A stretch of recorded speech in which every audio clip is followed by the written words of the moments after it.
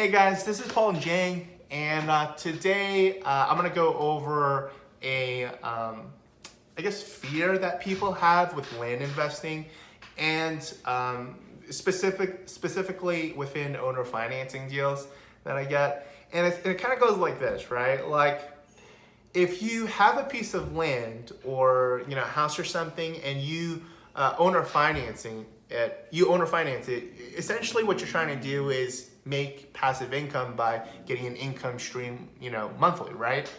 And one of the fears that people have is what happens if a person stops paying for their piece of land. And so what actually happens if you set up your paperwork correctly is that you don't have to go through the foreclosure process because you're just not going to set it up that way, right? And the way that it works is kind of like this. When you purchase a house, you are written in as the owner of the property. It's under a piece of paper that's a deed that you get recorded with the county. And what happens is the bank comes in and says, hey, we're gonna put a note on that, a promissory note that, hey, if you don't make these payments, like, you're not gonna be able to stay there. We'll foreclose on you and take back the property, and sell it and do whatever, right? And that's the way that the bank kind of goes in and protects themselves. The thing with that process is that foreclosure process takes a long time, and it can be costly to banks, right? That's why they generally don't want to go through that option. They want to work with people to get people to stay in their homes, right? So, but with land investing, and at least within this sub niche, you're able to do something called a land contract or a contract for deed. And you could Google it if you want, but essentially it goes like this. Instead of giving ownership to the buyer, what you're able to do is you're able to keep ownership of it.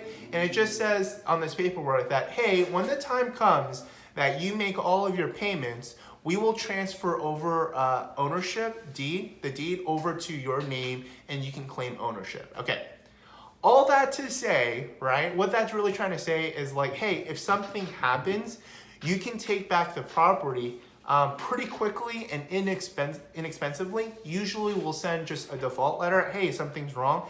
And usually we don't even have to do that. Like, we'll just call them, and usually they'll pick up and say, hey, we don't want it, or, we'll come to some kind of solution, right? So really, this business model, it's not really something that you have to worry about. But I mean, it does come across like some people's minds.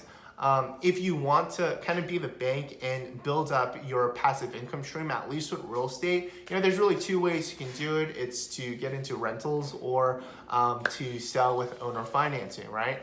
It's just that with land investing, there's just like big profit margins. And you really don't have to worry about some of the hassles with rentals, right? You don't have to worry about tenants, and maintenance calls and problems with the roof, or things like that, which will happen and that you'll have to take care of, right? And when you have some of those capital expenses like an HVAC or a roof, or something happens that will cost a couple $1,000s. You'll have to foot that bill. Whereas with land investing, it's not really a thing, right? It's an owner financing deal, and they are the owner, and if they don't pay, you will take it back, and that's kind of it, right? You don't deal with it. You just make sure that you collect your payments, right? And that's kind of it, right? And so that's for you today. Just kind of getting rid of that fear right there. Hey, what happens if they don't pay? You take back the land and sell it to someone else, right? That's basically it. And you don't really have to worry about damages or anything to your land. All right, okay, so that's the video for today. Take care. This is Paul Jang. Have a good one.